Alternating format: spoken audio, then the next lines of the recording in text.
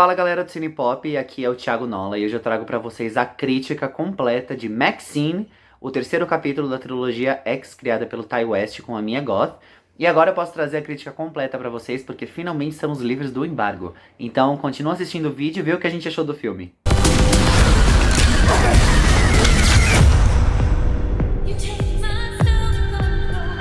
Como eu já falei nas primeiras impressões, o Ty West ele vem recriando e remodelando o gênero do terror, pegando aquelas fórmulas clássicas que a gente viu nos filmes de slasher e nos filmes gore, para poder mostrar uma nova perspectiva, uma perspectiva mais ácida e mais cômica, por assim dizer, para a contemporaneidade e para livrar um pouco o terror daquele dilema de que o gênero não tem mais nada para oferecer. E a gente sabe que isso é mentira, porque nos últimos anos a gente teve títulos como Não, Não Olhe, Corra. Se a gente pensar muito mais atrás, a gente teve Halloween, a gente teve O Exorcista. Então, tem filmes do terror que são obras de arte porque eles são obras de arte, por serem dessa forma e por revolucionarem um gênero que normalmente não tem muita atenção sólida por parte da crítica e do público um pouco mais conservador, que é apaixonado por aqueles dramas, Oscar bait e essas coisas.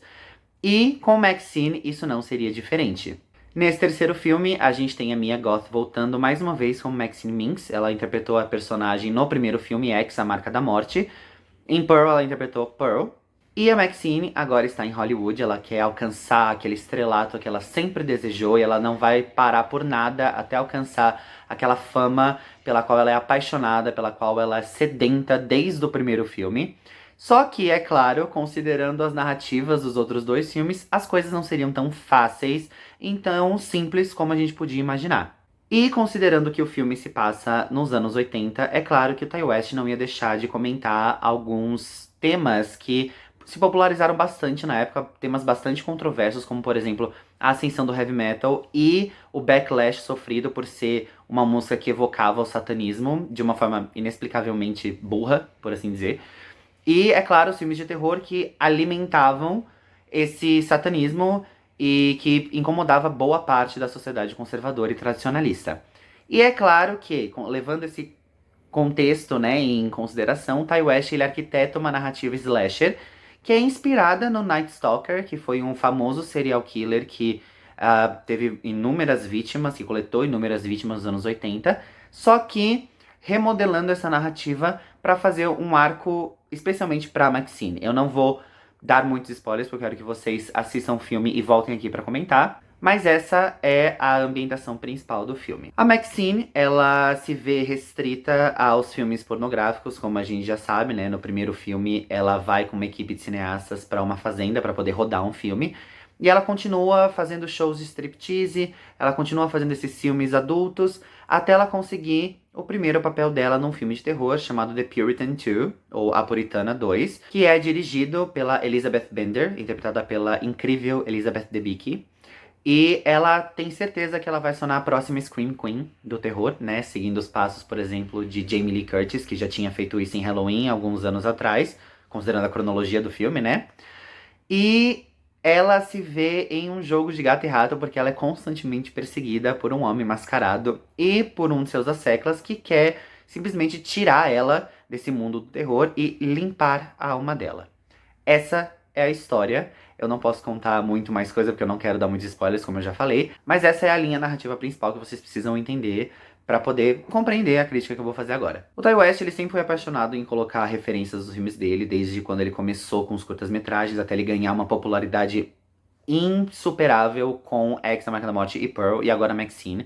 E essa trilogia, ele se mantém fiel à identidade que ele criou nos outros dois filmes, mas ele traz uma coisa nova, ele traz um neo-noir pro terror, ele traz um pouco do suspense, ele traz aquela paixão que ele tem pelos filmes clássicos neo-noir, então a gente tem muitas referências a Chinatown, a Taxi Driver, a gente tem referências aos próprios clássicos slasher, né? A gente tem uma grande referência a Pânico 3, numa das cenas de perseguição. A gente tem a questão da metalinguagem, que também foi explorada pela franquia Pânico, lá nos anos 90 e no comecinho dos anos 2000. Então tem bastante referência que funciona sem se tornar uma coisa cansativa e apenas emulativa. Então tem a própria identidade, Tem inúmeras referências aos clássicos de Hollywood também, a atores e atrizes que dominaram o cenário na era de ouro de Hollywood. A gente tem algumas referências soltas a, por exemplo, a Karate Kid, que eu achei muito, muito divertido e foi colocado de um jeito inesperado, sutil e que funciona porque é pra gente se lembrar de qual época o filme é ambientado. Então eu acho que funcionou muito bem. E além disso, ele fala bastante daquele arauto em que muitas pessoas colocam a fama e o desejo da fama. A Maxine tá completamente insana, por assim dizer, porque ela quer se tornar uma estrela, custe o que custar, e ela vai tirar todo mundo do caminho se ela precisar pra poder fazer isso.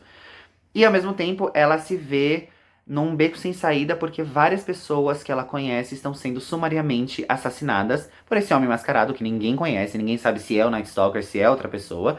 E ela não sabe o que fazer, mas ela vai continuar na produção do filme e ela vai ser a protagonista e conseguir o que ela sempre quis, que é a fama. Que é o estrelato, como eu já falei no comecinho do vídeo. Novamente, a gente tem a Mia Goth, a neta da atriz brasileira Maria Gladys, fazendo um trabalho fabuloso. Eu já tinha comentado isso no vídeo das primeiras impressões, agora eu posso falar um pouquinho mais.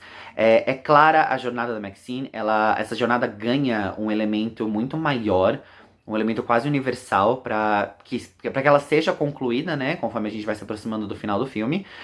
E a Mia Goth reitera a sua posição como uma das maiores atrizes da geração dela. Eu acho que ela é uma dos principais ícones do terror contemporâneo. Eu não digo que ela é uma Scream Queen, por assim dizer, porque ela não tem aqueles convencionalismos das Scream Queens, mas ela faz parte dos emblemas atuais do terror. Isso é uma coisa que a gente não pode negar. E ela divide os holofotes com Elizabeth Debicki, que faz um trabalho magnífico. Ela é uma grande atriz, a gente já viu ela em The Crown, por exemplo, interpretando a princesa Diana.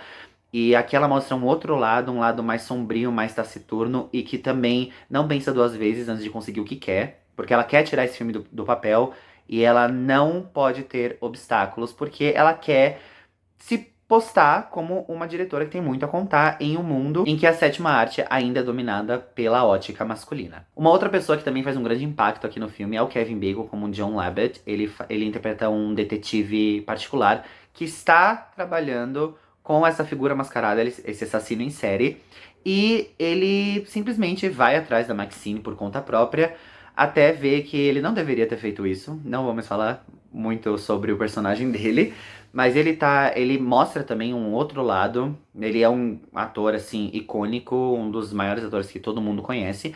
E ele mostra mais um lado de sua versatilidade performática que funciona muito bem dentro do filme. Alguns atores que eu acho que deveriam ter um pouquinho mais de tempo de cena, é porque o elenco é muito grande. Então, alguns atores meio que ficam às escondidas, assim, e eles começam a ser desenvolvidos, mas eles são meio esquecidos e são dos pouquíssimos pontos negativos do filme. A gente tem a Lily Collins e o Giancarlo Esposito, por exemplo, que poderiam ter um pouquinho mais de tempo de cena pra gente se conectar com os personagens, mas nas cenas que eles aparecem, eles fazem um bom trabalho. E esse é um dos pontuais defeitos do filme, eu acho que mantém a altíssima qualidade dos outros dois capítulos. E é impressionante ver como a mentalidade do Ty West é genial e como ele constrói esse terror neo-noir, fazendo referência a vários clássicos, como eu já comentei, e trazendo uma coisa nova, que é esse teor um pouco cômico, um pouco crítico, um pouco ácido, que dialoga com a própria personalidade da Mia Goth, que é a nossa grande estrela. Então, Maxine é uma conclusão perfeita para essa trilogia inesperada, né? Porque a gente não podia imaginar que ia se tornar uma trilogia. Ela foi anunciada oficialmente depois do sucesso de X, A Marca da Morte. E eu acho que vocês vão gostar muito, muito do filme. Eu espero que vocês assistam quando sair oficialmente nos cinemas, no dia 11 de julho. Então, quando sair, assistam, voltem aqui, comentem o que vocês acharam. E muito obrigado por terem assistido a crítica. Até a próxima!